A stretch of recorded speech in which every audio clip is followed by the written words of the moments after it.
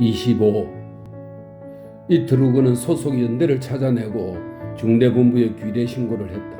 특무상사는 보이지 않고 사무백만 멍하게 앉아 있었다. 마을은 그레브가 전에 알았던 위치보다 120km나 서쪽에 자리 잡고 있었다. 여긴 어떤가? 고약하지. 휴가는 어땠어? 그저 그랬어. 무슨 일은 없었고? 온갖 일이 벌어졌어. 우리가 지금 어디 있는지만 봐도 알겠지? 중대원들은 모두 어디 갔나? 소대 하나는 참호를 파고 있고 다른 소대는 시체들을 묻고 있어. 낮에 돌아올 거야. 여러 가지로 많이 변했나? 차차 알게 돼. 자네가 여기를 출발했을 때 누구누구가 있었는지 난 몰라. 그 사이에 보충병들이 많이 왔어. 어린애들이야. 겨울철 파리들처럼 죽어가고 있지. 전쟁이 뭔지 도통 모르는 녀석들이야. 그리고 상사 하나가 새로 왔어. 선임 하사관이 죽었거든. 뚱뚱이 마이네르트 말이야. 일선에서 죽었나? 아니야. 변소에 앉아있다가 당했어. 비계 덩어리가 되어 공중으로 날아가 버렸지. 사무병이 하품을 했다. 돌아가는 사정은 곧 알게 될 거야. 그런데 자넨 왜 고향에서 엉덩이에 폭탄 파편이라도 맞지 않았어? 그러게 말이야. 왜 안 그랬을까? 가장 좋은 생각이 떠오르면 보통 그땐 이미 늦은 거야. 그레브가 말했다. 나라면 며칠 더 여유 있게 있다가 돌아오겠어. 여긴 뒤죽박죽이라 아무도 자네가 없다는 걸 알아차리지 못해. 그것도 마찬가지야. 돌아오고 나서 그런 생각이 드니까 말이야. 그레브는 마을을 돌아보았다.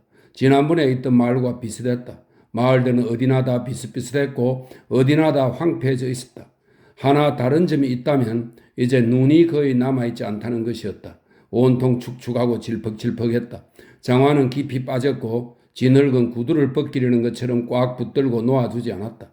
그래서 큰 길에다 목판을 이어서 깔아놓고 그 위로만 다녔다. 목판들은 물속에서 철벅거렸고 한쪽 끝을 밟으면 다른 쪽 끝이 물방울을 뚝뚝 흘리며 위로 솟아올랐다. 해가 얼굴을 내밀었고 날씨는 꽤 따뜻했다. 그레브는 고향에 있을 때보다 훨씬 더 따뜻하다고 느꼈다. 그는 전선의 굉음에 귀를 기울였다. 격렬한 포성이 우르렁거리며 들려왔다가 다시 사라졌다. 그는 사무병이 지정해준 방공호를 찾아서 빈자리에 소지품을 놓았다. 그는 하루나 이틀 정도 휴가를 넘기지 못하고 귀대한 자신에게 정말 화가 났다. 여기서는 사실상 아무도 그를 필요로 하지 않는 것 같았다. 그는 다시 밖으로 나왔다. 마을 앞쪽에 여기저기 참호가 있었지만 지금은 물이 가득 차 있고 벽은 무너져 있었다. 어떤 곳에는 좁다란 콘크리트 벙커들이 세워져 있었는데 축축한 풍경 속에서 마치 묘비처럼 보였다. 그레브는 되돌아갔다. 거리에서 라의 중대장을 만났다. 라에는 뿔테 안경을 걸치고 학처럼 조심스럽게 목판 위를 걷고 있었다. 그레브가 그에게 보고를 했다. 자네는 운이 좋았어. 자네가 출발하자마자 모든 휴가가 취소되었지? 라에가 말했다. 그는 환한 눈으로 그레브를 쳐다보았다. 어때? 보람이 있었나? 예, 있었습니다. 그레브가 대답했다. 좋아. 우리는 지금 진흙탕 속에 앉아 있어. 이건 임시 진지야. 곧 새로 만든 예비 진지로 후퇴할 거야. 그런데 예비 진지는 보았던가? 그곳을 지나왔을 텐데. 아닙니다. 못 봤습니다. 못 봤다고? 예, 중대장님. 그레브가 말했다. 여기서 40km가량 떨어져 있지. 그곳을 통과한 것은 어젯밤인 것 같습니다. 저는 그때 깊이 잠들어 있었습니다. 그렇겠군. 라에는 그레브의 표정을 살폈다. 무엇인가 묻고 싶은 게 있는 눈치였다. 그가 마침내 입을 열었다. 자네 소대장이 전사했네. 뮬러 소위 말이야. 신임 소대장은 마스 소위야. 알겠습니다. 라에는 삼보 지팡이로 질퍽질퍽한 땅을 쿡쿡 쑤셨다. 이런 식으로 땅이 질면 러시아군도 대포와 전차를 앞세우고 전진하기는 어려워. 덕분에 우리는 부대를 정비할 시간을 버는 거지. 모든 게 일장일단이 있는 법이야. 안 그런가? 하여튼 돌아와줘서 고맙네, 그레브. 지금은 젊은 보충병을 훈련시킬 고참병이 필요해. 그는 계속해서 진흙탕을 찔렀다. 그런데 그곳은 어땠나? 여기와 비슷합니다. 공습이 잦습니다. 그래? 심한가? 다른 도시와 비교는 못하겠지만 최소한 며칠마다 한 번씩 공습이 있었습니다. 라에는 더 많은 정보를 기대한다는 듯이 그레브를 쳐다보았다. 그러나 그레브는 입을 닫았다. 다른 분대원들이 정오에 돌아왔다. 어이 휴가병, 이 사람아 이런 난장판으로 왜 돌아왔어? 어째서 탈영하지 않았냐고? 임무만이 말했다. 어디로? 그레브가 물었다. 임무만이 그의 머리를 걸쭉거리며 말했다. 스위스로. 그걸 생각하지 못했군. 이 꾀돌이. 날마다 탈영경을 위한 특별 호화 열차가 매일 스위스로 출발하고 있어. 지붕에 적십자를 새기고 있어. 폭격도 받지 않아. 그래서 스위스 국경 전체에 환영이라고 쓴 개선문이 서 있다고 해. 그 밖에 또 알고 있는 게 있나 이 멍청이. 그런데 넌 언제부터 그런 말을 함부로 하는 거지? 난 언제나 하고 싶은 말은 하는 사람이야. 봄바람 살랑거리는 고향 땅에서 자네가 그걸 잊어버렸던 거지. 더욱이 우린 지금 후퇴 중이야. 폐주라고 해도 무방해. 100km씩 후퇴할 때마다 내뱉는 말은 조금씩 더 자유로워지지. 이문만은 군복에 묻은 진흙을 털어내면서 말했다. 밀러는 죽었어. 마이네케와 슈레드는 후송됐고 미케는 엉덩이에 맞았는데 바르샤바에서 돼진 모양이야. 그리고 고참 중에 또 누가 있더라. 맞아. 베르닝이 있지. 그는 오른쪽 다리를 잃었어. 출혈이 너무 심해 죽었지. 휘로시란트도 그레버가 말했다. 휘로시란트 그 녀석은 왜? 녀석도 죽었어. 바보 같은 소리. 저기 앉아 있잖아. 그레버는 그가 가리키는 곳을 바라보았다. 과연 히로시란트는 오래된 술통 위에 앉아 반합을 열심히 닦고 있었다. 그는 생각했다. 일은 어떻게 된 거야? 저 녀석 어머니는 히로시란트가 전사했다는 통보를 받았어. 직접 물어봐야겠군. 그레브가 히로시란트에게 가서 말했다. 너희 어머니를 만났어.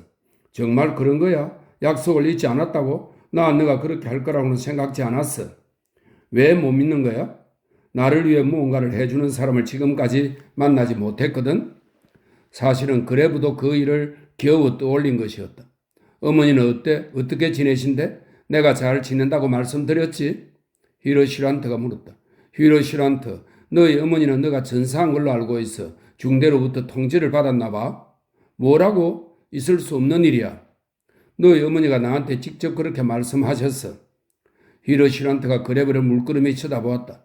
난 거의 매일 어머니께 편지를 보냈는데 너가 이전에 보낸 편지들이라고 어머니는 믿고 있었어. 어째서 그런 일이 일어났는지 알겠어? 히로시란트는 두 사람이 아니야. 그건 그래. 누군가가 일부러 그런 짓을 했을 수도 있어. 일부러 그런 짓을 할 사람은 없어. 없다고? 슈타인 브레너도?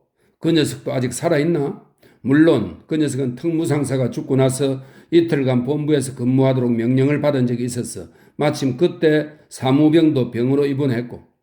만일 그렇다면 그건 비열한 위조행위야? 그래. 하지만 그런 문서에 서명하는 건 라의 책임이야. 우리 어머니는 그런 건 알지 못해. 이 서명이나 저 서명이나 모두 마찬가지야.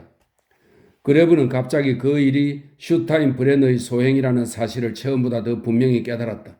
정말 더러운 장난질이야. 도저히 믿기 어려워. 그 잡놈이 왜 그런 짓을 한 거야? 그가 분통을 터뜨리며 말했다. 장난질이야. 나를 교육시키려고. 내게 유태인의 피가 섞여 있잖아. 그런데 우리 어머니 뭐라고 하시던가? 침착하셨어.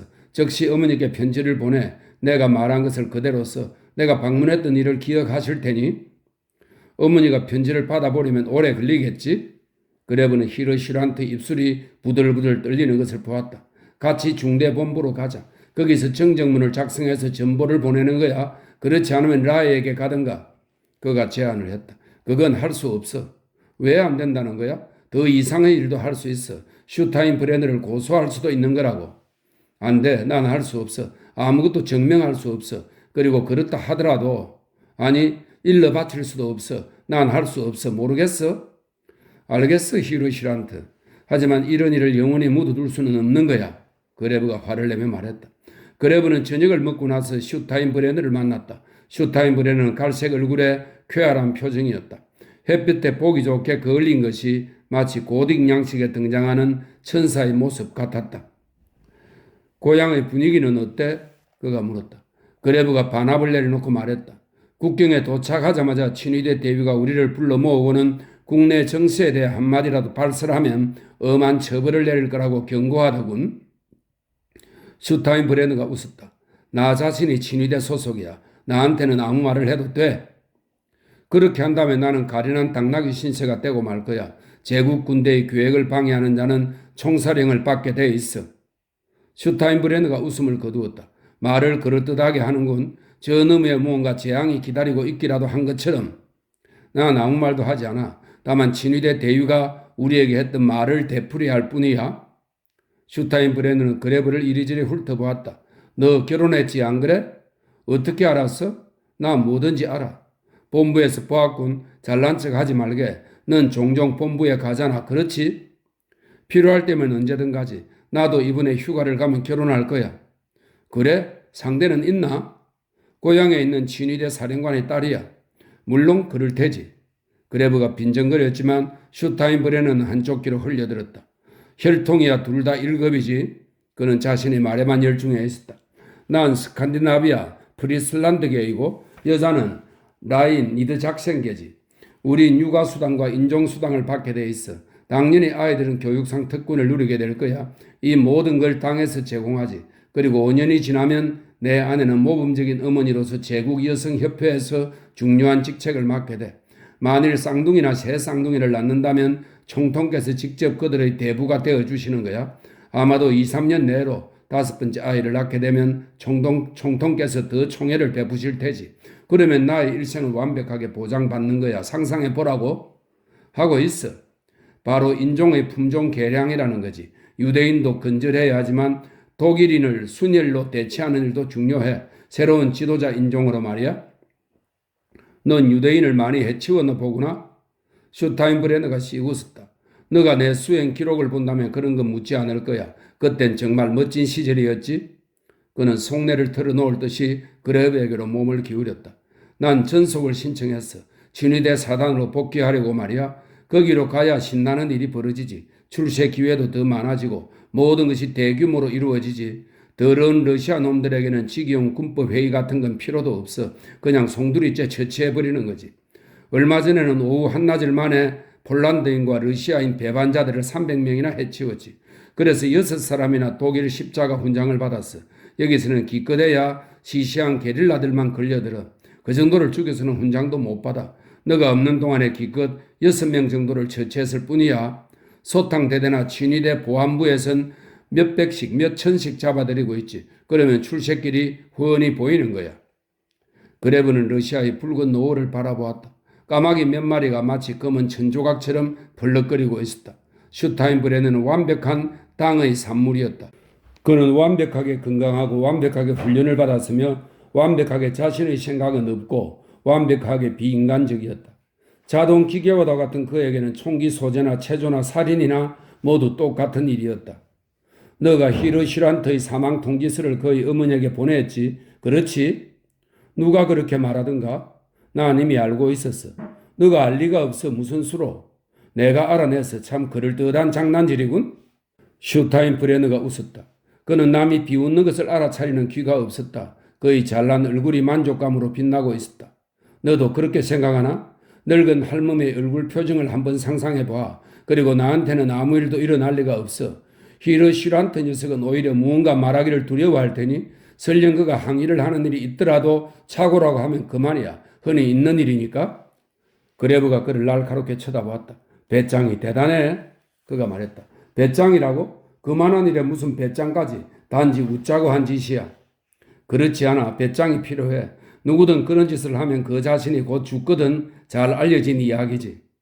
슈타인브레너가 큰 소리로 웃었다. 바보 같은 소리. 그건 할머니들이나 믿는 미신이야. 미신이 아니야. 그런 짓을 하는 인간은 자신의 죽음을 초래하는 거라고. 이건 분명한 사실이야. 이봐, 설마 그걸 믿는 건 아닐 테지? 슈타인브레너가 말했다. 난 믿고 있어. 너도 믿어야 해. 이건 게르만 민족의 오래된 신앙이야. 난 너의 입장이 되고 싶지 않아. 넌 미쳤어. 슈타인브레너가 자리를 박차고 일어났다. 그는 이제 더 이상 웃지 않았다. 난 그와 비슷한 짓을 한 녀석을 둘이나 알고 있어. 둘 다 그 직후에 죽어버렸지. 다른 한 놈은 그래도 운이 좋았어. 실탄이 불알에 명중했으니까. 물론 성불구자가 되었지. 너도 그 정도로 죗값을 받을지도 모르지. 하지만 쌍둥이나 새 쌍둥이를 낳는 건 끝이야. 물론 다른 녀석이 너 대신 수고를 하면 되겠지만 어쨌든 당이 중요하게 생각하는 건 순수한 핏줄이야. 개인은 전혀 문제가 안 돼. 슈타인브레너가 그레브를 노려보았다. 이봐, 너 정말 멍청해 죽구나. 전에도 그랬나? 기왕에 나왔으니 말인데 모두 헛소리야. 개소리라고. 그가 말했다. 슈타인브레너는 1분쯤 서 있다가 자리를 떴다. 그레브는 몸을 뒤로 젖혔다. 일선에서 굉음이 들려왔고 까마귀들이 어지럽게 날아다녔다. 그는 갑자기 전방을 한 번도 떠나지 않았던 것 같은 느낌이 들었다. 그는 자정에서 2시까지 경계 근무여서 마을을 한 바퀴 돌았다. 전선의 포화를 배경으로 폐허가 새까맣게 서 있었다. 하늘이 부르르 떨렸다. 하늘은 폭우에서 나는 섬광으로 밝아졌다 어두워졌다를 반복했다. 장화는 마치 저주받은 영혼처럼 진흙탕 속에서 신음소리를 냈다. 아무런 예감도 없이 고통이 급작스럽게 다가왔다. 며칠간의 여행 동안 아무것도 생각하지 않고 멍하게 마비되어 있었던 것이다. 이제 그것이 온몸을 갈갈이 찢는 것 같은 고통이 갑작스럽게 예고도 없이 찾아왔다. 그는 가만히 서서 기다렸다. 움직이지 않았다. 그는 칼날이 움직이기를 기다렸다. 그리하여 칼날이 고통이 되고 이름을 얻고 이름과 함께 소세지가 밝혀지고 그와 함께 고통의 칼날이 이성과 위안의 테두리 안으로 들어오거나 아니면 최소한 운명적으로 받아들일 수 있는 순간을 기다렸다. 그러나 그 순간은 오지 않았다. 상실에 쏘는 뚜렷한 고통 이외에는 아무것도 없었다. 영원한 상실이었다. 어디에도 건너갈 다리는 없었다. 이전에는 가지고 있었지만 이제 그것을 잃어버린 것이다. 그는 내부의 귀를 기울였다. 어디선가 목소리가 희망의 메아리가 들려올 것 같아서였다. 하지만 공허함과 정체 모를 고통만 있을 뿐이었다. 그는 생각했다. 너무 일러 다시 올 거야. 나중에 고통이 지나가고 나면 그는 그것을 불러일으키려 했고 그것을 놓아버리고 싶지 않았다. 견디기 힘든 고통의 와중에서도 그대로 가지고 있고 싶었다. 견디기만 하면 그것이 다시 돌아오리라고 그는 생각했다. 그는 이름들을 불렀고 기억하려고 애를 썼다. 안개 속에서 엘리자베스의 당혹스러운 얼굴이 떠올랐다. 마지막으로 보았던 것과 같은 얼굴이었다. 그녀가 지었던 다른 표정들은 모두 희미하게 사라지고 그 얼굴만 분명히 보였다. 그는 빛의 부인의 정원과 집을 떠올리려고 했다. 그렇게 할 수 있었다. 하지만 피아노를 두드려도 소리가 들리지 않는 것과 같았다. 무슨 일이 있었을까? 그는 생각했다. 그녀에게 무슨 일이 생겼을지도 모른다. 어쩌면 그녀가 의식이 없는 상태일지도 모른다. 바로 지금 집이 무너졌을지도 모른다. 그녀가 죽었을지도 모른다. 그는 진창에서 장화를 빼냈다. 진창이 신음소리를 냈다. 그는 자신이 식은땀을 흘리고 있다는 것을 알아차렸다. 녹초가 될 거야. 누군가가 말했다. 좌우어였다. 그는 파괴된 축사 한 구석에 서 있었다. 사방 1km 이내에서는 소리가 다 들리겠어. 도대체 거기서 뭘 하는 거야? 맨손 체자로도 하시나? 그가 말했다. 결혼은 했을 테지 좌우어 안 그래? 물론이지. 농장이 있으면 결혼하는 게 맞아. 여자가 없으면 농장은 유지될 수가 없으니까. 결혼한 지는 오래됐나? 15년. 그런데 왜? 결혼하고 나서 그렇게 긴 세월이 흐르고 나면 어떻게 되는 거지? 이 사람아, 도대체 무슨 소린가? 도대체 무엇이 어쨌단 말인가? 자네를 붙들고 있는 닻이나 마찬가지가 아닌가 말이야. 늘 그걸 생각하면서 그곳으로 돌아가고 싶은가? 닻이라니? 도대체 무슨 말인가? 물론 나도 그런 생각을 하지. 오늘은 종일 그런 생각을 했어. 지금은 씨를 뿌리고 나무를 심을 때야. 그것만 생각하면 머리가 멍해져. 난 자네의 농장이 아니라 자네 마누라에 대해서 묻는 거야. 그것도 마찬가지야. 방금 말했다시피 여자가 없으면 농장은 안 돼. 그런데 그게 어쨌다는 거야? 근심, 걱정 그 자체지. 그리고 임무만의 주장에 따르면 전쟁 포로들은 혼자 있는 여자라면 누구와도 잠을 잔다는 거야. 좌우가 코를 풀었다. 그리고는 영문 모를 이유에서 다시 덧붙여 말했다. 그건 커다란 2인용 침대란 말이야. 임무만은 허풍쟁이야. 녀석은 말하지. 여자가 일단 남자 맛을 알게 되면 남자 없이는 견디지 못한다는 거야. 곧 다른 남자를 찾는다는 거지. 저런 멍청한 새끼. 그레버가 갑자기 화를 버럭 내면서 소리를 질렀다. 그 빌어먹을 공산당 놈은 모든 사람이 똑같다고 생각하지. 그건 가장 멍청한 생각이야. 26. 그들은 이미 서로를 구별할 수 없었다. 군복조차도 분간할 수 없었다. 병사들은 철물을 보거나 목소리를 듣거나 아니면 사용하는 언어를 듣고서야 아군을 분간할 수 있었다. 참호들은 이미 오래전에 무너졌다. 유탄으로 생긴 구덩이와 벙커가 이루는 구불구불한 선이 바로 그 전선이었다. 전선은 끊임없이 달라졌다. 비와 굉음과 밤과 폭발의 섬광과 튀어오르는 진흙탕 말고는 아무것도 없었다. 마침내 제공권도 무너졌다. 적군의 비행기가 분쇄해버린 것이다. 굵은 빗방울이 거세게 쏟아졌고 더불어 폭탄과 수류탄도 유성처럼 날아들었다. 탐조등의 흰 불빛은 흩어진 구름 사이를 마치 개들처럼 이리저리 오락가락했고 고사포의 포화는 격동하는 지평선의 굉음을 뚫고 따따따 소리를 냈다. 불덩어리가 된 비행기들은 아래로 추락했고 예광탄의 황금색 산탄은 다발 모양을 이루어 비행기 뒤를 쫓아갔다. 황백의 낙하산 조명탄은 순식간에 나타났다가 깊은 물속에 빠지기라도 한 것처럼 사라졌다. 그리고 다시 맹렬한 사격이 시작되었다. 열 이틀째였다. 처음 사흘 동안은 전선을 유지했다. 철조망을 가설한 벙커는 그렇게 심한 손상을 입지 않고 포격을 잘 견뎌냈다. 그러다가 마침내 외곽의 진지가 붕괴되었고 적군의 전차가 방어선으로 돌입했다. 그러나 대전차포가 전차의 돌파를 몇 킬로미터 뒤로 저지했다. 여명이 밝아오는 하늘 아래로 전차들이 불타오르며 멈추어 있었고 몇 대는 뒤집어진 딱정벌레처럼 전복되어 한참 동안 캐터필러를 공전했다. 징별대대는 길에 통나무를 깔고 무선 통신을 복구하기 위해 투입되었다. 그들은 거의 아무런 의무도 없이 작업해야 했으므로 2시간 동안 대대원의 반 이상이 희생되었다. 폭격기가 전투기의 의무도 없이 저공비행을 하며 잿빛 하늘에서 내려와 철조망 진지를 공격했다. 여섯째에는 벙커의 절반이 쓸모없어져서 단지 은폐물로만 사용할 수 있었다. 일곱째 날 밤에 러시아군이 습격했으나 그대로 격퇴되었다. 그러고 나서 마치 노아의 홍수가 다시 시작된 것처럼 비가 쏟아졌다. 병사들은 이제 서로를 알아보기도 어려웠다. 그들은 모두가 동일한 보호색을 지닌 벌레들처럼 제각각 포탄 구덩이의 질퍽한 진창 속을 기어다녔다.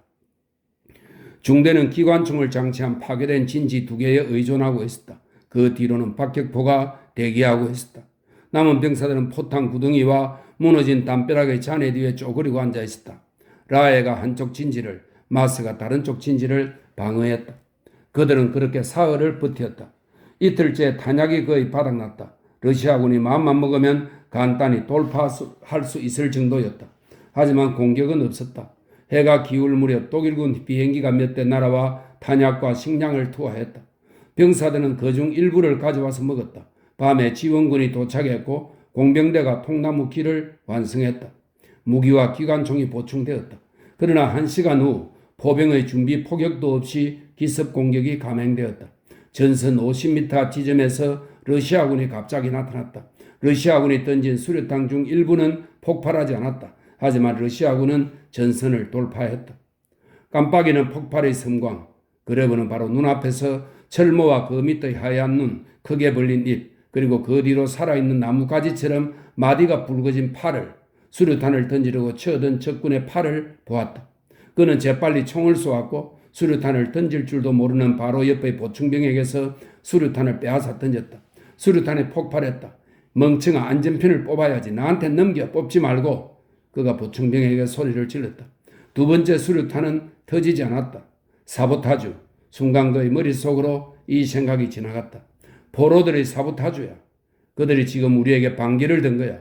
그는 다시 수류탄을 던졌고 몸을 숙이는 순간 러시아군의 수류탄이 자신을 향해 날아오는 것을 보았다.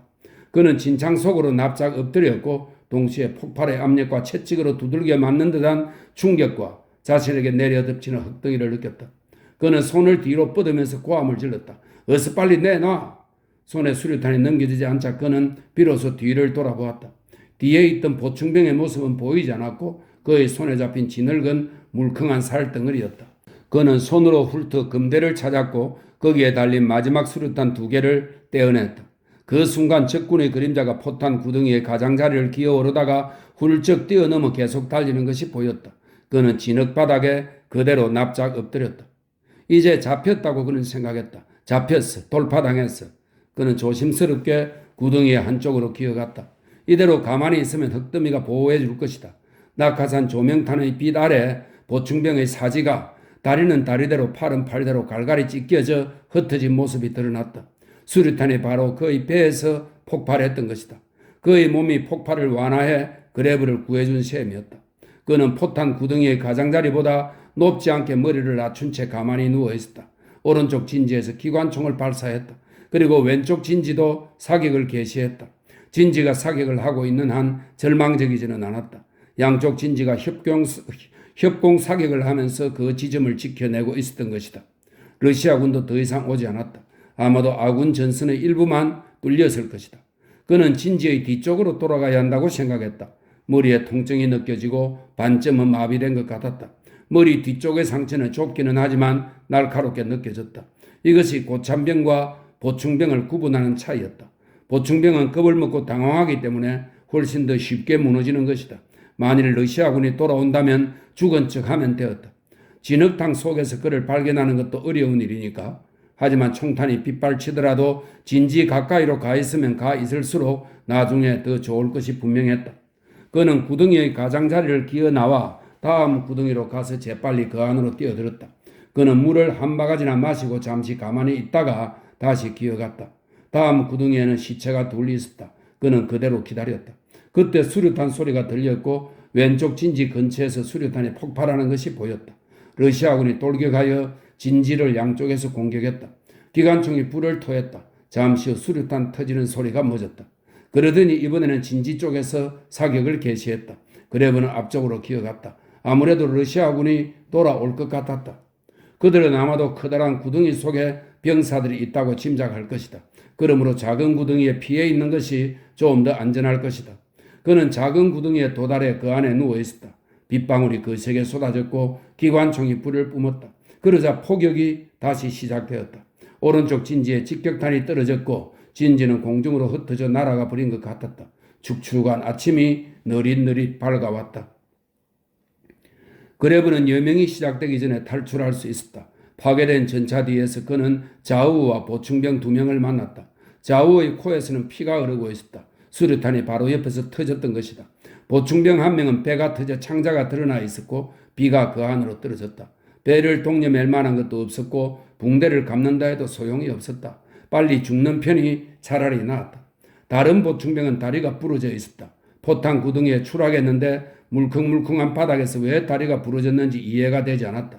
가운데 부분이 폭파되고 홀랑 타버린 전차 속에는 검게 탄 병사들의 해골이 보였다.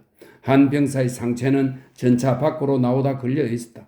그의 얼굴은 반만 탔고 다른 쪽 반은 붉은빛과 보랏빛으로 심하게 부풀러 올라 터져 있었다. 치아는 물기를 머금은 석회처럼 아주 하얀 빛이었다. 왼쪽 진지에서 연락병이 빠져나왔다. 진지 옆으로 집합!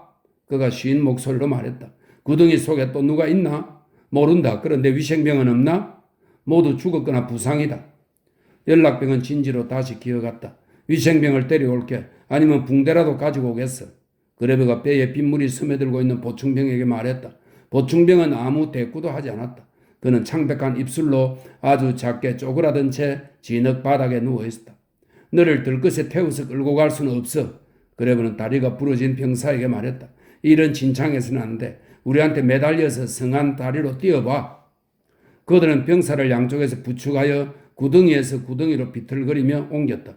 시간이 오래 걸렸다. 부축하던 이들이 불썩 쓰러지자 보충병은 신음소리를 질렀다. 다리가 뒤틀렸던 것이다. 이제 더 이상 갈 수 없었다. 그들은 보충병을 진지 근처에 있는 벽의 잔해 뒤에 놓아두고 위생병이 발견할 수 있도록 그 위에 철모를 걸어 놓았다.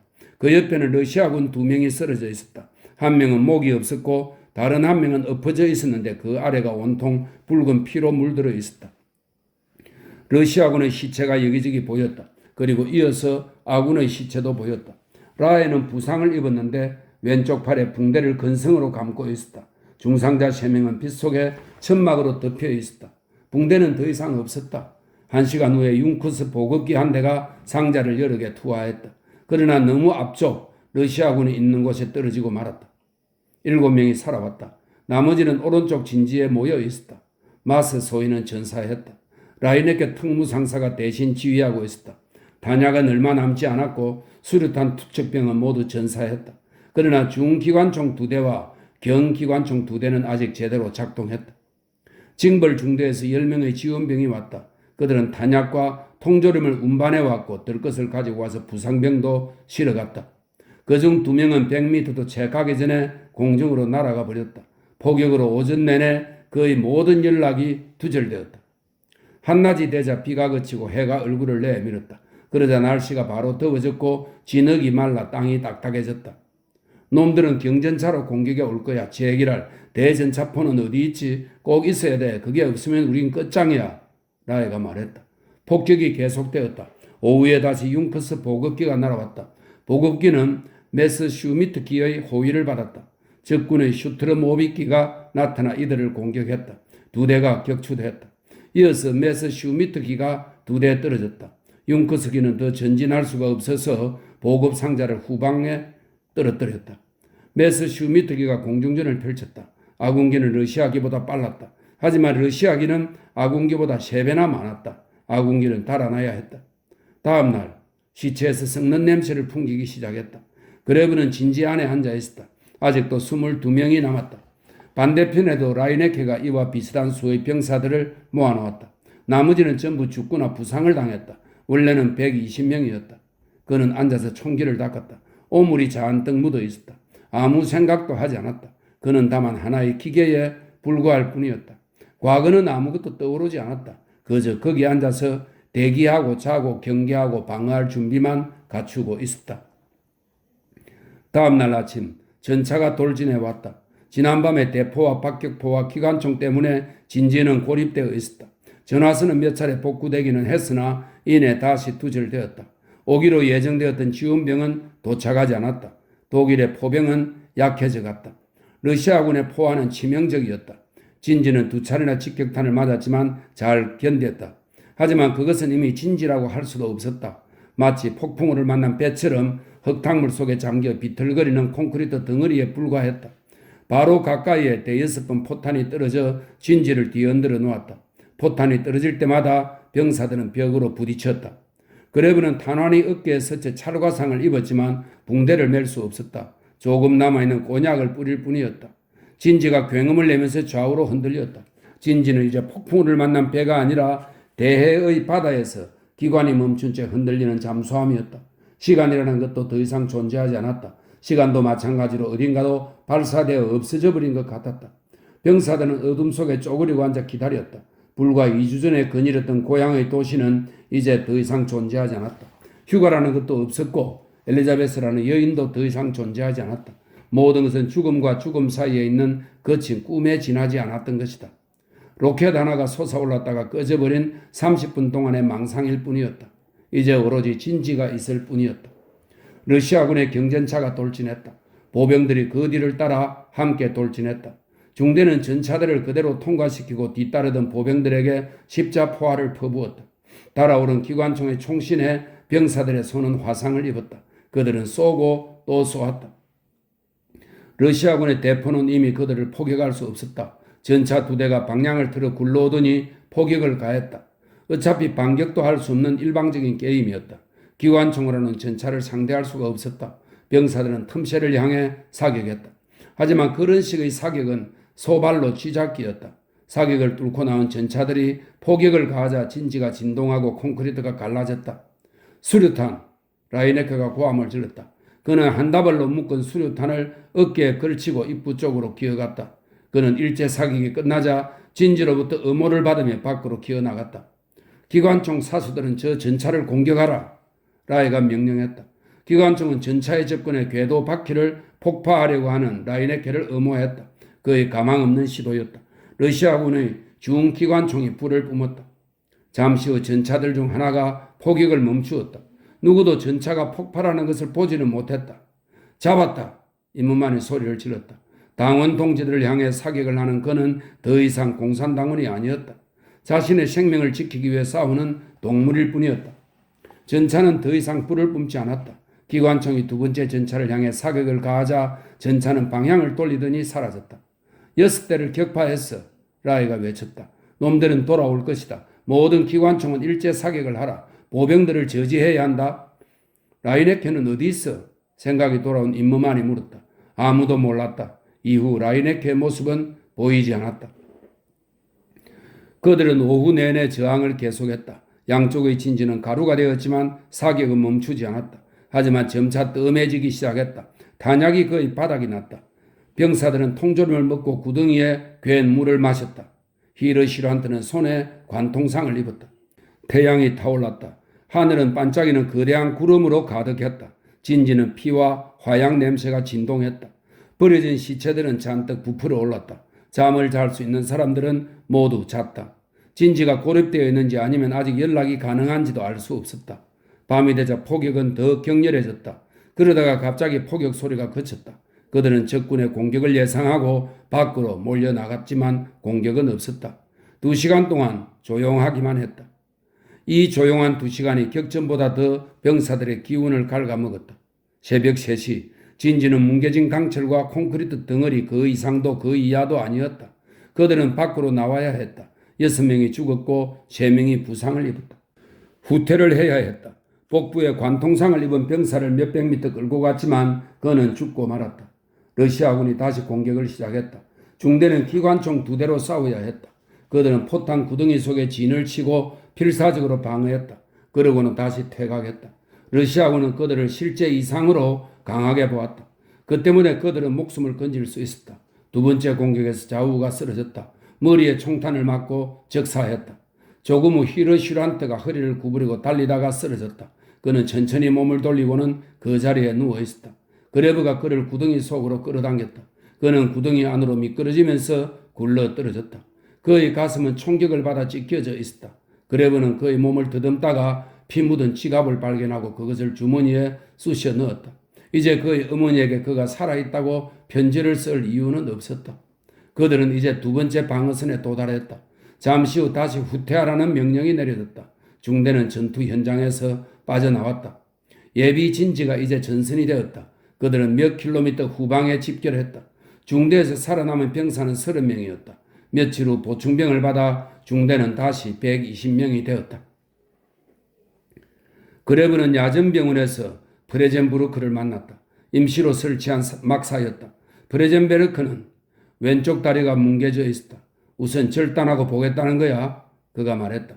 더러운 보조의사 새끼가 말이야. 다른 방법 몰라. 그래서 내일 후송이 되게 손을 써놨어. 경험 있는 의사가 한번 보는 게 나을 것 같아서 말이야. 프레젠부르크는 철사 바구니를 무릎에 낀 채 야전 침대에 누워 있었다. 침대는 활짝 열린 창문 옆에 있었다. 창밖으로 평지가 조금 보였다. 풀밭에는 붉은 꽃, 노란 꽃, 흰 꽃이 피어 있었다. 병실에는 썩는 냄새가 진동했다. 침대가 3개 더 있었다. 라에는 뭐라고 했지? 프레젠부르크가 물었다. 팔을 다쳤어. 뼈는 괜찮고? 입원했나? 아니, 중대에 남았어. 그럴 거라고 생각했어. 프레젠부르크의 얼굴이 움직였다. 얼굴에 반쪽만 미소를 지었다. 상처가 있는 다른 반쪽은 그대로 굳어 있었다. 돌아가고 싶지 않은 사람이 많아. 라에도 그래. 프레젠부르크가 말했다. 왜 안 돌아가겠다는 거야? 포기한 거지. 희망도 없고 믿음도 없으니까. 그레브는 양피지처럼 창백한 프레젠부르크의 얼굴을 쳐다보았다. 그럼 넌? 그레브가 물었다. 모르겠어. 우선 이것부터 정리해야지. 그가 철사 바구니를 가리켰다. 풀밭에서 따뜻한 바람이 불어왔다. 이상해, 안 그래? 프레젠부르크가 물었다. 눈이 내릴 때는 이 나라에 여름이 절대 오지 않을 것 같았어. 그런데 갑자기 여름이 온 거야. 벌써 지긋지긋하지만. 맞아. 고향은 어때? 모르겠어. 양쪽을 결부시킬 수가 없어. 휴가와 이곳을 말이야. 전에는 가능했는데 이제는 안 돼. 서로 너무 동떨어져 있어. 무엇이 현실인지 도대체 모르겠어. 누가 그런 걸 알겠어? 나는 안다고 생각했지. 그곳에서는 모든 것이 제자리에 있다고 생각했어. 하지만 이제는 모르겠어. 휴가가 너무 짧았어. 그리고 이곳과 너무 멀리 떨어져 있고 심지어 고향에서는 더 이상 사람을 죽이지 않겠다고 생각했지. 많은 사람들이 그렇게 생각하지. 그렇군. 고통은 심하지 않은가? 프레젠부르크가 고개를 흔들었다. 여기에 기대하지도 않았던 게 있더군. 모르핀이야. 한 대 맞았는데 아직도 효과가 있어. 고통은 있어. 하지만 다른 사람의 고통같이 느껴져. 1-2시간 더 갈 거야. 병원 열차는 안 오나? 구급차가 있어. 그게 가까운 역까지 부상병을 수송해. 여긴 금세 우리 중 누구도 남아있지 않게 될 거야. 이제 자네마저 가버리는군. 그레브가 말했다. 아마 놈들이 잘 키워줄 거야. 그러면 다시 올게.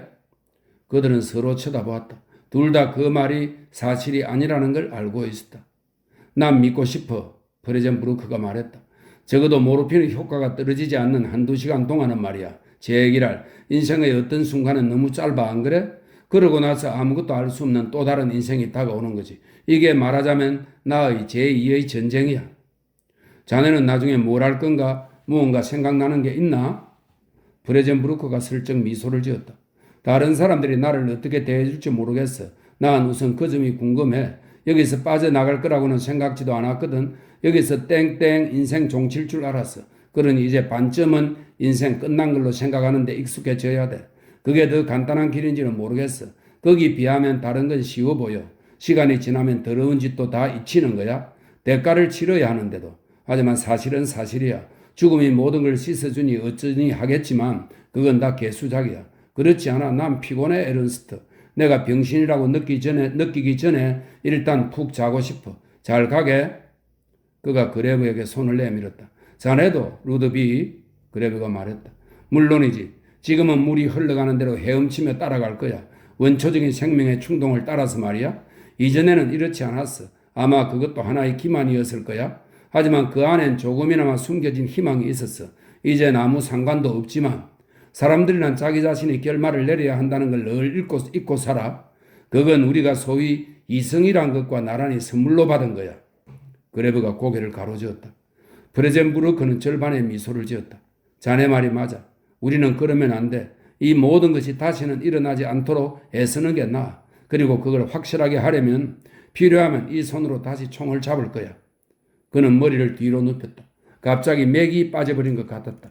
그레브가 문간에 섰을 때 그의 눈은 이미 감겨 있었다.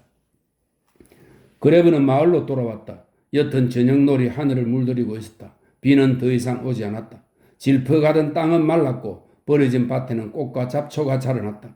일선에서는 포성이 울려 퍼졌다. 갑자기 모든 것이 낯설어졌고 결속된 존재들이 모두 산산이 흩어지는 듯 했다. 그레브는 이런 느낌을 알고 있었다. 한밤에 문득 깨어나 자기 자신이 어디 있는지 모를 때 종종 이런 기분에 사로잡혔던 것이다. 세상으로부터 떨어져 나와 어둠 속에서 완전히 홀로 되어 둥둥 떠다니는 그런 느낌이었다. 그런 상태가 오래 지속되지는 않았다. 언제나 원래대로 되돌아가는 길을 발견하는 것이다. 하지만 그때마다 언젠가는 다시 돌아올 수 없게 될 거라는 나지막하고 이상한 느낌이 남았다. 그것은 두려움이 아니었다. 어디로 가나 끝도 없을 것 같은 광막한 평원에 내버려진 아이처럼 움츠러들 뿐이었다. 그는 두 손을 주머니에 넣고 주위를 돌아보았다. 늘 보던 광경이었다. 폐허, 버려진 밭, 러시아의 일몰, 아득한 전선에서 번쩍이는 섬광, 그리고 언제나처럼 그의 가슴 한가운데를 관통하는 절망의 냉기. 그는 주머니 속에서 엘리자베스의 편지를 느꼈다. 거기에는 따뜻함과 애틋함과 사랑의 달콤한 울렁거림이 있었다. 그러나 그것은 말끔히 정돈된 집을 밝히는 램프가 아니라 늪 위를 오르락내리락 하는 도깨비 불이었다. 그 뒤를 따라가려고 하면 할수록 늪은 점점 더 깊어지고 질퍽거렸다. 그는 돌아가는 길을 찾기 위해 램프를 밝히려고 애썼다. 하지만 집을 짓기도 전에 램프를 먼저 밝힌 꼴이었다. 그는 불을 폐허에 내려놓았다. 그러나 불은 폐허를 장식하는 것이 아니라 더욱 쓸쓸하게 만들 뿐이었다. 고향에서는 미처 그 점을 알지 못했다. 그는 그 빛을 쫓아다녔고 따라가기만 하면 충분하다고 믿으면서 조금도 의심하지 않았다. 하지만 결코 충분하지 않았다. 그는 될 수 있는 한 그러한 생각을 떨쳐버리려고 했다. 그가 원했던 그것이 오히려 그를 붙들고 데려가 더욱더 고립시키는 것을 목도하기란 쉬운 일이 아니었다. 하지만 그렇게 멀리까지 그를 데려가 버린 것은 아니었다. 그것은 그의 마음을 뒤흔들었고 그를 꼼짝 못하게 만들었다. 그 작고 개인적인 행복은 이제 늪속으로 가라앉았다. 그것은 저 광대한 비참과 절망이라는 끝없는 늪에서 자신을 지킬 수 없었다. 그는 엘리자베스의 편지를 꺼내 읽었다. 일몰의 붉은 노을이 편지지를 물들였다. 이미 내용을 외워버렸지만 다시 한번 읽었다. 하지만 그럴수록 더 고독해졌다. 휴가는 너무 짧았고 다른 것들은 너무 길었다. 그것은 휴가였다. 하지만 병사의 삶은 휴가가 아니라 전선에서 보낸 시간에 따라 평가되는 것이다. 그는 편지를 도로 주머니에 넣었다. 엘리자베스의 편지를 본부에서 찾았던 부모님의 편지와 함께 간직하고 있었던 것이다. 이리저리 국내에도 부질없는 일이었다. 프레젠부르크의 말이 옳았다. 이제 한 발 한 발 앞으로 가는 일만 남았다. 내 목숨도 위급한 판에 세계의 수수께끼까지 풀 수는 없었다. 그는 생각했다.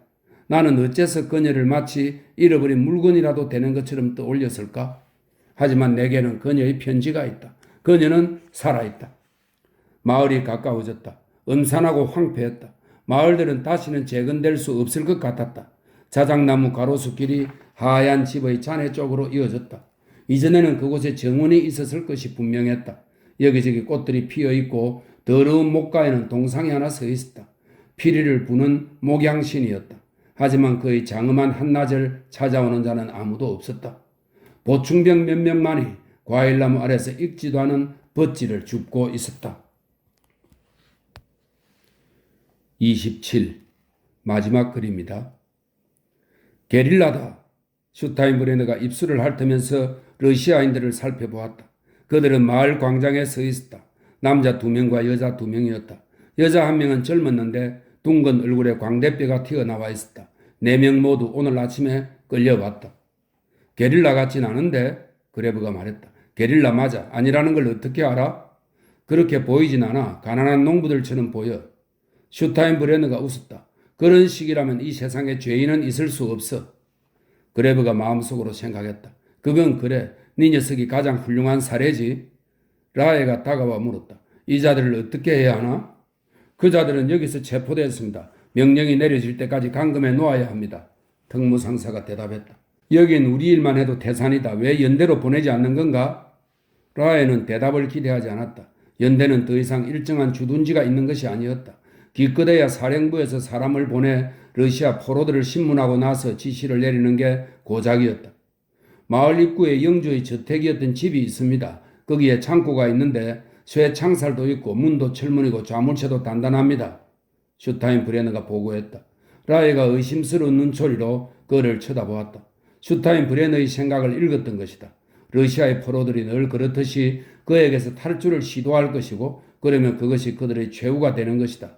마을 입구에서라면 그런 일 정도는 쉽게 날조할 수 있었다. 라에가 주위를 둘러보고는 말했다. 그레브, 자네가 이 자들을 맡게. 슈타인브레너가 창고의 위치를 알려주면 그곳이 적당한지 직접 조사해. 그러고 나서 나에게 알려. 보초도 하나 세우고 말이야. 포로들을 너희 분대에서 떼어놓고 자네가 책임을 맡아. 자네가 말이네. 그가 덧붙여 말했다. 포로 중에 하나는 다리를 쩔뚝거렸다. 늙은 여자는 정맥류를 앓고 있었고 젊은 여자는 맨발이었다. 마을 입구에서 슈타인브레너가 남자 포로들 중에서 젊은 포로의 등을 툭 쳤다. 야, 이 자식아 도망쳐.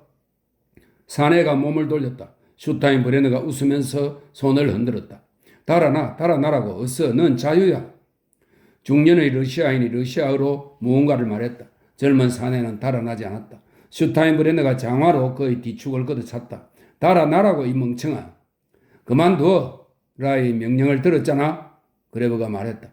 이놈들을 여기서 달아나게 하면 어떨까? 남자들만 말이야. 10발자국 좀 가면 쏘는 거야. 여자들은 가두어 놓았다가 밤에 젊은 년을 끌어내는 거지.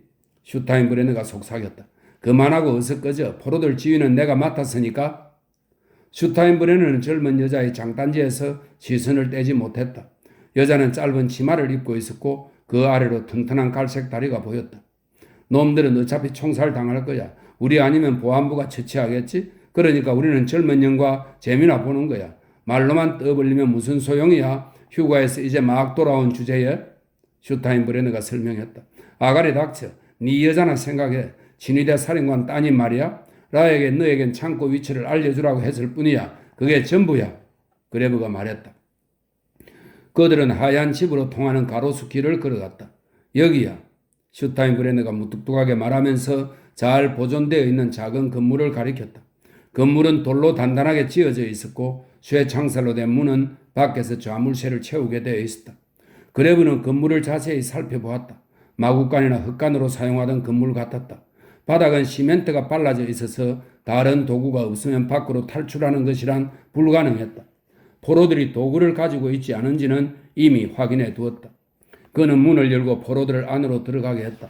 보초를 서기 위해 따라온 보충병 2명이 총을 들고 경비를 섰다. 포로들은 한 명씩 창고 안으로 들어갔다. 그레브는 자물쇠를 채우고 다시 확인을 했다. 단단하게 채워져 있었다. 철창 속의 원숭이들 같아? 슈타인브레너가 씩 웃으면서 말했다. 바나나가 먹고 싶지 않니 이 원숭이들아?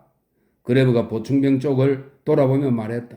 너희들은 이곳을 지킨다. 아무 일도 일어나지 않게 책임지는 거다. 교대는 나중에 한다. 너희들 가운데 독일을 할 줄 아는 사람 있나? 그가 포로들에게 물었다. 아무도 대답하지 않았다. 집이 있으면 나중에 보내주도록 하지. 가자. 그레브가 슈타인브레너에게 말했다. 푹신푹신한 침대도 몇 개 해드리지 그래? 가자. 너희들 경계 철저히 해. 그는 라에게 가서 감방이 안전하다고 보고했다. 몇 사람을 차출해서 잘 감시하도록 해. 며칠 후 사정이 좋아지면 포로들을 처리하도록 한다. 라이가 말했다. 알겠습니다. 2명보다 더 필요한가? 아닙니다. 창고는 안전합니다. 밤에 거기서 잔다면 저 혼자서도 할 수 있을 정도입니다. 아무도 밖으로 나올 수 없습니다. 좋아, 그렇게 하도록 하지. 우리는 빠른 기간 내에 보충병들에게 전투기술을 습득시켜야 해. 보고에 따르면 라이는 말을 중단했다. 안색이 좋지 않았다. 어떻게 돌아가는지 자네도 잘 알고 있겠지? 그럼 가봐. 그레브가 소지품을 챙겨봤다. 그의 소대에는 아는 사람이 거의 없었다. 그러면 넌 간수가 되는 거야?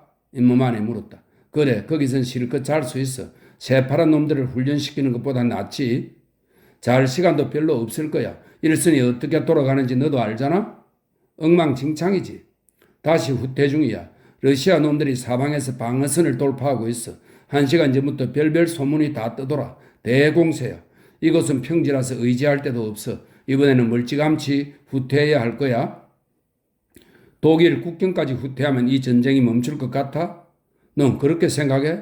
아니, 나도 그래. 누가 전쟁을 끝낼 수 있을까? 참모본부는 물론 아니야. 그들은 절대로 책임을 지지 않을 거야. 임무만이 쓴웃음을 지었다. 지난번 전쟁 때는 임시정부를 급히 만들어서 뒤처리를 감당하게 했지. 멍청이들이 목을 쭉 내밀고 휴전협정에 서명을 하고는 일주일 만에 조국을 배신했다는 비난을 받았어. 하지만 이번에는 달라. 총체적인 정부의 총체적인 패배야. 교섭을 맡을 당이란 게 아예 없어. 물론 너희 당을 제외하고 말이겠지?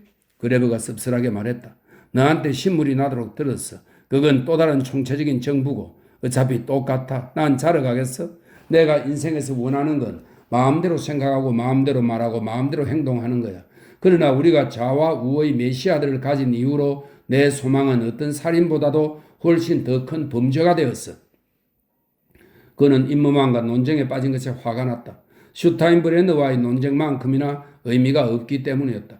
그는 배낭을 들고 야전 취사장으로 갔다. 그곳에서 야식용으로 콩수프 한 국자와 빵과 소시지를 받았다. 그리고 마을 안으로 다시 돌아갈 필요는 없었다.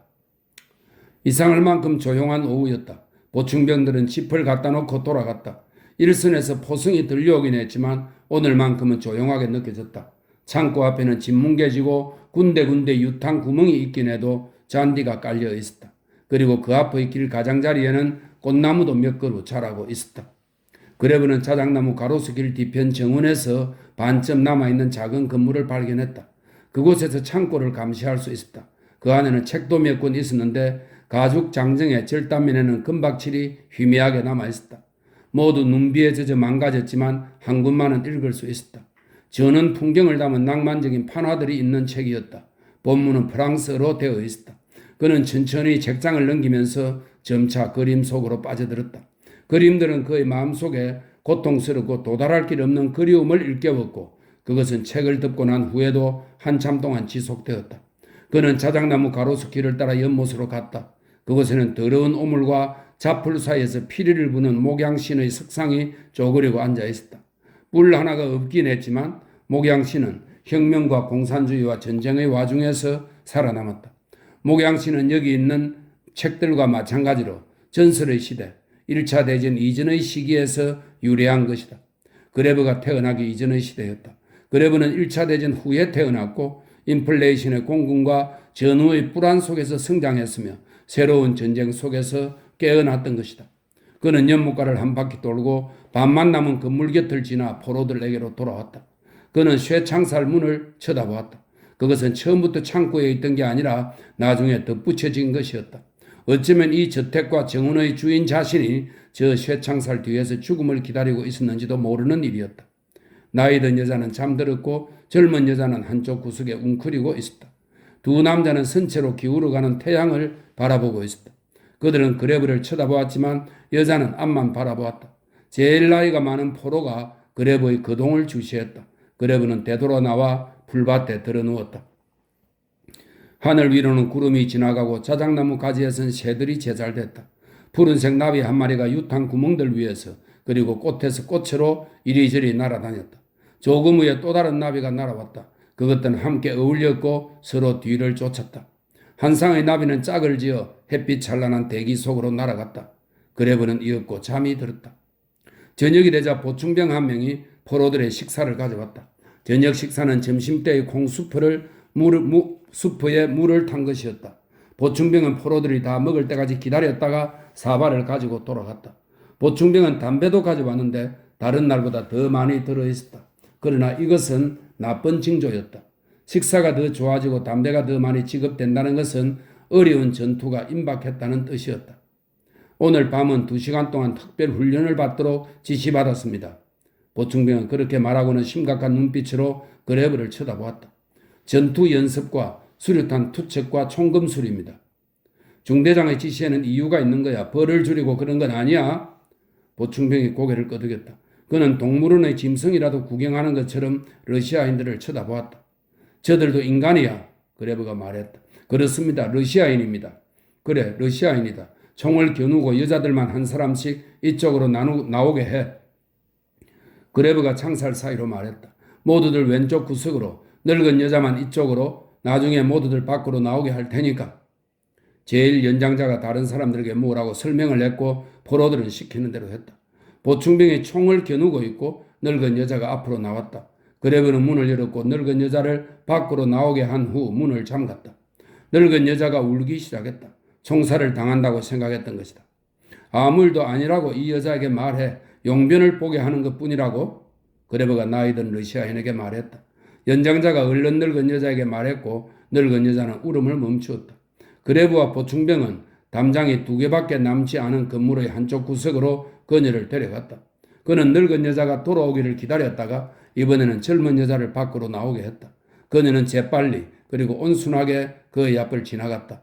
남자들의 경우는 더 간단했다. 그는 그들을 건물 뒤로 돌아서 끌고 간 후 한눈 팔지 않고 지켜보았다.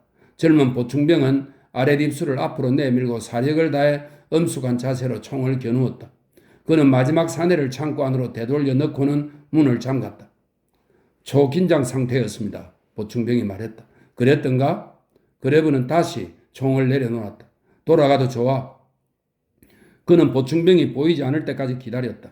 그리고는 한 갯빛씩 나누어 피울 수 있도록 담배를 노인에게 건네주었다. 성냥불도 켜서 쇠창살 안으로 넣어주어 모두들 담배를 피웠다. 담뱃불이 어둑어둑한 가운데 빛나며 그들의 얼굴을 비추었다. 그레브는 젊은 러시아 여자를 보는 순간 갑자기 엘리자베스에 대한 그리움이 울컥 솟았다.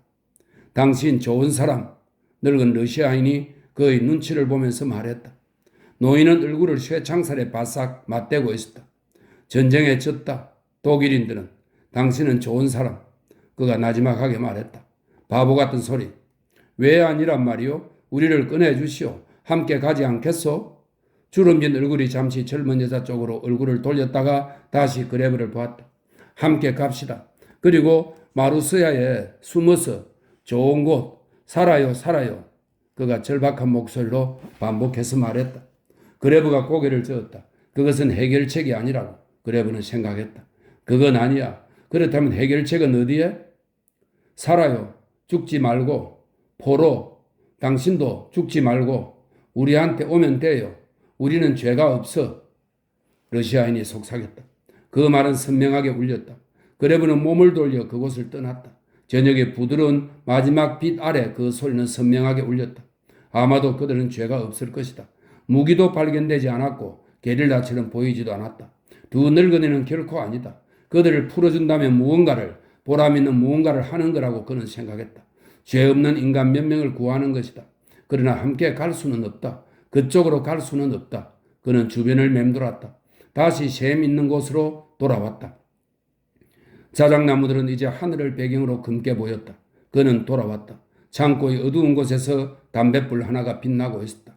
늙은 러시아인의 얼굴이 쇠창살 뒤에서 희미하게 빛나고 있었다.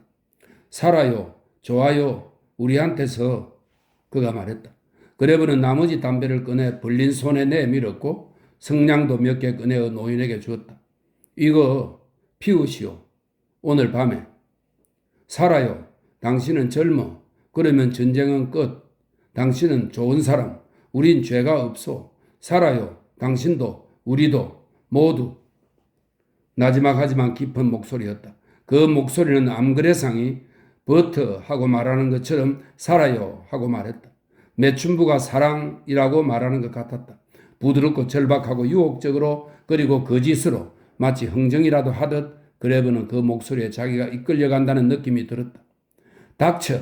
그가 노인에게 소리를 질렀다. 쓸데없는 소리 그만. 안 그러면 상부에 고발할 거야. 그러면 끝장이다. 그는 다시 순찰을 시작했다. 일선의 포성은 더욱 격렬해지고 있었다. 첫 번째 별들이 모습을 보였다. 그는 갑자기 고독에 사로잡혔고 차라리 지하 벙커의 악취와 전우들의 코고는 소리를 들으며 함께 누워있는 게 더 좋았을 거라는 생각이 들었다. 혼자 내버려 있고 혼자 결단을 내려야 했다. 그는 잠을 자려고 정원에 있는 정자에 짚을 깔았다. 그는 생각했다. 잠이 든 사이에 포로들이 탈출을 할 수도 있다. 하지만 소용없는 일이다. 그는 그들이 탈출할 수 없다는 것을 알았다. 창고를 개축한 사람들이 단단하게 잘 만들어 놓았던 것이다. 일선은 점점 더 요란해졌다. 비행기들이 굉음을 내며 밤하늘을 날았고 기관총이 콩 뽑듯이 사격을 했다. 폭탄이 폭발하는 둔탁한 소리도 들려왔다. 그레브는 귀를 기울였다. 소음이 더욱 커졌다. 그레브는 그들이 탈출할 거라는 생각이 다시 들었다. 그는 자리에서 일어나 창고로 갔다. 그곳은 아주 조용했다. 포로들은 잠들어 있는 것 같았다. 그는 노인의 얼굴을 어렴풋이 확인하고는 걸음을 돌렸다. 자정 후에 그는 일선에서 치열한 전투가 벌어졌음을 알았다. 대포들이 일선 후방까지 포격을 퍼부었다. 포탄이 마을에서 멀지 않은 곳에 떨어졌다. 그레브는 아군의 진지가 얼마나 약한지 알고 있었다. 그는 교전 단계를 하나하나 그려볼 수 있었다. 곧 전차가 돌진할 것이다. 연이은 폭격으로 땅이 뒤흔들렸다. 미친 듯한 굉음이 지평선에서 지평선으로 이어졌다. 온몸으로 그것을 느꼈다. 그에게도 곧 일이 닥치리라는 것을 그는 알아차렸다. 하지만 이상하게도 모든 것이 그의 주위를 러시아인 몇 명이 안에 쪼그리고 있는 작고 하얀 건물을 중심으로 회오리치며 맴도는 것 같았다. 이 모든 파괴와 죽음이 벌어지는 가운데 그것이 갑자기 어떤 중심이 되어버린 것 같았다. 그리고 모든 것은 그들에게 어떤 일이 벌어지는가에 달려있는 것 같았다. 그는 우왕좌왕하면서 창고 쪽으로 접근했다가 되돌아왔다. 주머니 속의 열쇠를 만지작거리며 집 위에서 잠을 설쳤다. 그러다가 아침 무렵에야 깊고 불안한 잠 속으로 빠져들었다. 깜짝 놀라 잠을 깨니 사방이 잿빛이었다. 전선은 생지옥이었다. 포탄이 이미 마을을 넘어 날아다니고 있었다. 그는 창고 쪽을 쳐다보았다. 쇠창살은 그대로였다. 러시아인들이 그 너머에서 움직이는 것이 보였다. 그때 슈타인브레너가 허겁지겁 달려왔다. 후퇴다. 러시아군이 방어선을 돌파했다. 전원 마을에 집합, 얼른 난장판이다. 소지품을 챙겨라. 슈타인브레너가 소리쳤다. 그가 그레브에게로 달려왔다. 저 안에 있는 놈들을 얼른 처치해야지. 그레브는 심장이 격렬하게 뛰는 것을 느꼈다. 명령서는? 그가 물었다. 명령서라고? 멍청이. 마을에서 벌어지는 꼴을 보면 명령서 소리 따위는 안 나올 거다. 넌 적군이 공격해 오는 소리가 안 들리냐? 들린다. 그럼 잘 알겠군. 어서 놈들을 끌고 갈 수 있다고 생각하나? 쇠창살 사이로 쏘아서 처리하자고. 슈타인브레너의 눈이 파랗게 타올랐고 콧구멍이 벌렁거렸다. 그는 금대를 만지다 그랬다. 안 돼. 여기는 내 책임이야. 명령서가 없으면 썩 꺼져. 그레브가 말했다. 슈타인브레너가 웃었다. 좋아. 그럼 너가 놈들을 쏴라. 안 돼. 그레브가 말했다. 둘 중 하나는 놈들을 처치해야 돼. 끌고 갈 수는 없어. 물렁한 생각은 버려. 어서 나도 도울 테니. 안 돼. 쏘지 마. 그레브가 말했다. 안 된다고? 슈타인브레너가 눈을 치켜뜨며 쳐다보았다. 안 된다고? 그가 천천히 반복했다. 너가 지금 무슨 소리를 하는지 알기는 하는 건가? 알아. 알고 말고. 그래? 안다고? 그렇다면 너가 무슨 짓을 하는지도? 슈타인브레너의 얼굴이 돌변했다.